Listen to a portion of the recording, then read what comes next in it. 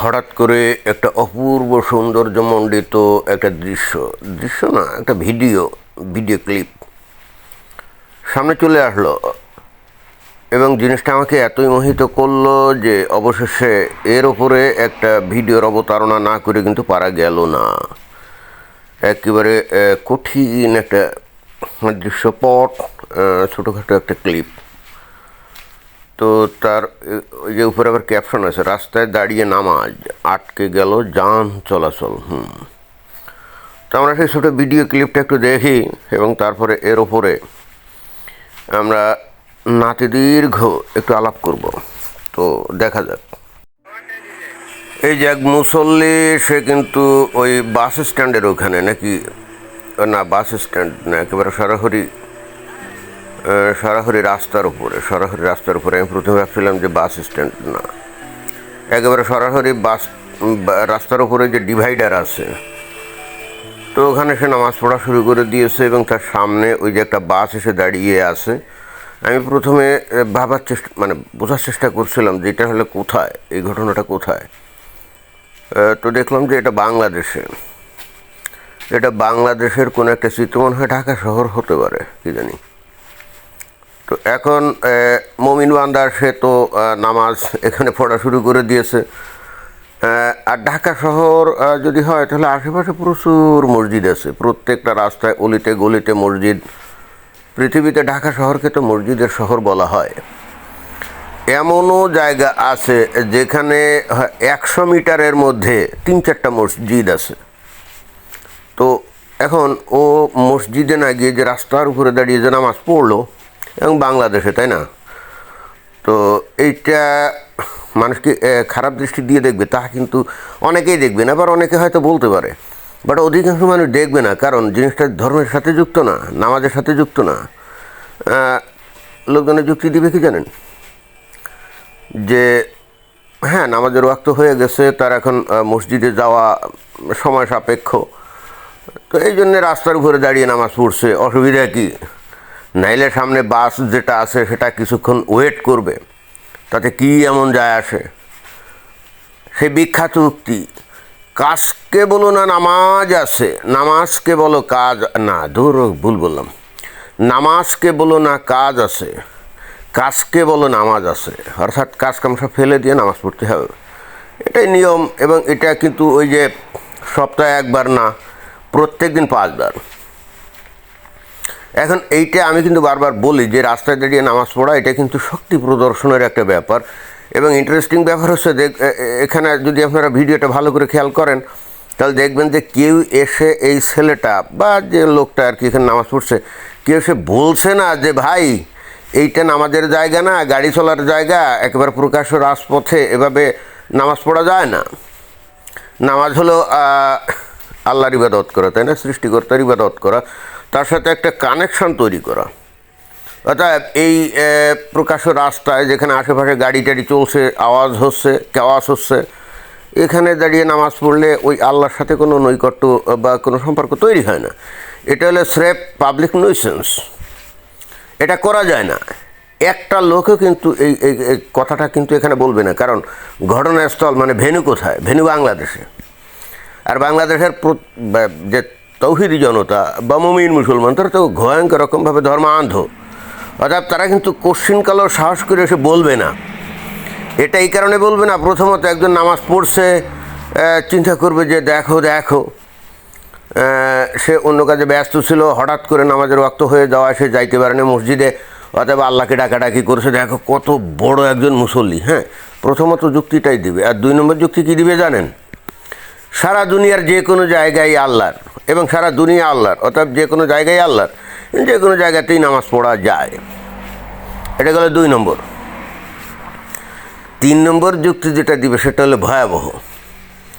সেটা কিন্তু ভয়াবহ। কেউ বা কোনো ব্যক্তি এসে যদি এই লোকটাকে, এমনকি পুলিশ পর্যন্ত এসে যদি বলে যে এইখানে ভাই পাশেই মসজিদ আছে, সেখানে যাও, এখানে পাবলিক নিউসেন্স ক্রিয়েট করো না, এটা তো নামাজ পড়ার জায়গা না, জাস্ট এরকম ভদ্র ভাষায় বলবে, সাথে সাথে এ কী করবে জানেন?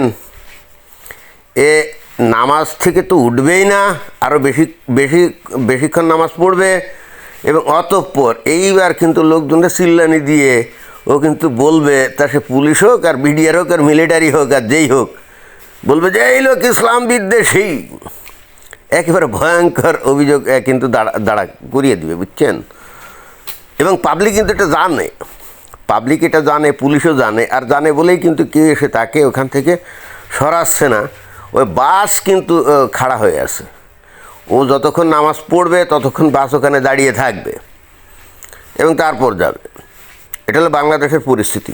যেমন ধরেন যে বাংলাদেশের বাইরে এই যে ভারতে কয়েকদিন আগে দেখলাম যে পার্ক সার্কাস এলাকায় ওখানে মুসলমানরা রাস্তার ওপরে এসে নামাজ পড়া শুরু করছে। তো পুলিশ গিয়ে সেখানে বলছে যে এই রাস্তা ব্লক করে নামাজ পড়া যাবে না, নামাজ পড়তে গেলে মসজিদের মধ্যে ঢুকতে হবে। তো প্রথম দিনে একটু গাইগুই করছে, মুসলমানরা চিন্তা করছে আগের মমতা ব্যানার্জির আমলের সরকারের মতোই মনে হয় পরিবেশ, তোরা কেয়ার করতে চাচ্ছিল না। তারপরে পুলিশ মনে হয় যে হালকা টাইপের কিছু লাঠি পেটা ওখানে, মানে লাঠি চার্জ এগুলো সেখানে করছে। পরবর্তী শুক্রবারে দেখা গেল যে ওরা কিন্তু ঠিকই মসজিদের মধ্যেই নামাজ পড়া শুরু করলো। তার মানে একটা যুক্তি সাধারণত দেওয়া হয়, মসজিদে যদি জায়গা সংকুলন না হয় তাহলে বাইরে রাস্তার উপরে দাঁড়িয়ে নামাজ পড়বে, কিন্তু বিষয়টা হলে তা না, মসজিদের মধ্যেই ওরা নামাজ পড়তে রাজি না, কারণ ওদের তো শক্তি দেখাতে হবে। নামাজ পড়ার বিষয়টা কিন্তু এমন না যে এর দ্বারা ওদের আল্লাহর সাথে নৈকট্য হয়, মোটেও তা না।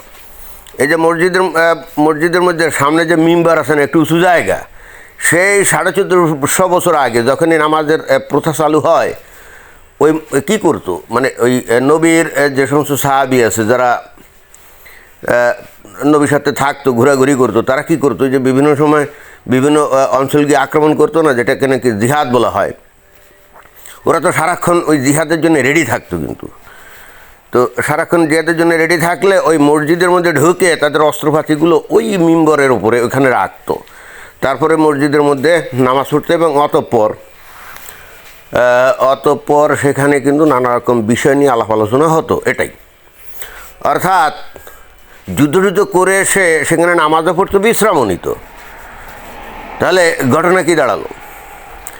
ঘটনা দাঁড়াচ্ছে যে মসজিদটা একই সঙ্গে নামাজ পড়ার জায়গা এবং বিশ্রামের জায়গা দুটাই।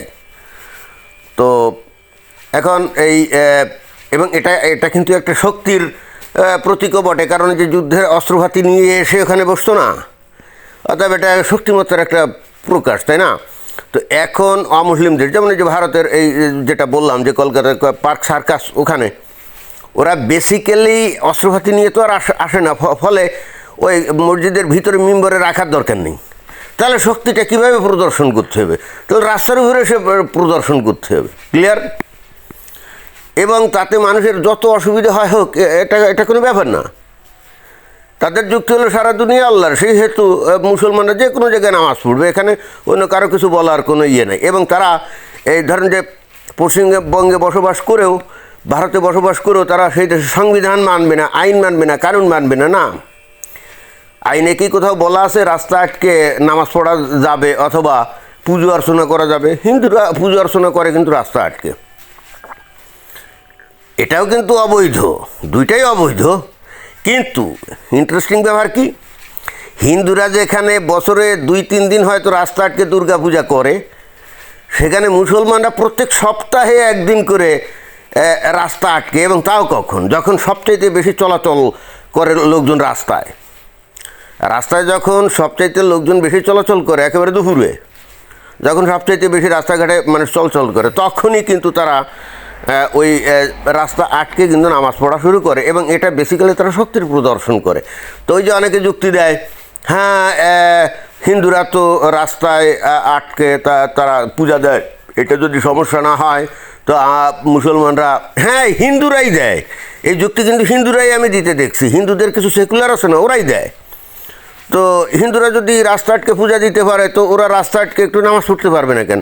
কিন্তু এখানে তারা মানে বারবার আমি কিন্তু যুক্তির লুপহোলটা দেখিয়েছি, যেখানে হিন্দুরা 2-3 দিন হয়তো রাস্তা আটকে পূজা দেয় বছরে 365 দিনে, সেখানে এরা প্রত্যেক সপ্তাহে একদিন এই রাস্তা আটকে এই পাবলিক নিউসেন্স ক্রিয়েট করে, অথচ মসজিদের মধ্যে কিন্তু জায়গা আছে। এখন যদি এবং তার মানে কি, তার মানে বছরে 52 দিন মানে 52 সপ্তাহে 1 বছর, তাই না? তো 52 দিনই কিন্তু এই কাজটা করবে। এখন 52 দিন একটা কাজ করা আর 2-3 দিন একটা কাজ করা কি একদিন হলো? এবং ইন্টারেস্টিং ব্যাপার হলো যে এরা যদি কেউ যুক্তি দেয় যে মসজিদের মধ্যে জায়গা হয়নি বলে রাস্তায় আসে না, এই যুক্তিও কিন্তু গ্রহণযোগ্য না। যদি লোক সংখ্যা বেশি হয় এবং মসজিদে যদি জায়গা সংকুলন না হয়, তাহলে কি করতে হবে? জামাত 2টা করতে হবে। প্রথমে একবার জামাত হয়ে গেলে তারা চলে যাবে, ফের যারা মসজিদের মধ্যে ঢুকতে পারলো না তাদের জন্য আবার জামাত করতে হবে ওই মসজিদের ভিতরে। তো মসজিদের ইমামের কাম কি? মসজিদের ইমামের কাম কি? এবং তাকে বেতন দেওয়া হয়ই তো এই নামাজ পরিচালনার জন্য, তাই না? তো মসজিদের মধ্যে জায়গা না হলে এর মানেই না যে তারা রাস্তায় দাঁড়িয়ে নামাজ পড়বে না। ওই সেক্ষেত্রে 2 কাতার 3 কাতার জামাত হবে। মানে ওই প্রথমে একটা জামাত শেষ হয়ে গেল, তারপরে দ্বিতীয় আর একটা জামাত, হ্যাঁ, এরকমভাবেই হবে। ঘটনা কিন্তু এরকম, অর্থাৎ রাস্তায় নামাজ পড়া এটা কমপ্লিটলি তারা শক্তির প্রদর্শন করে, এ ছাড়া অন্য কোনো কিছু না। এটাই ছিল আমার বক্তব্য। ধন্যবাদ।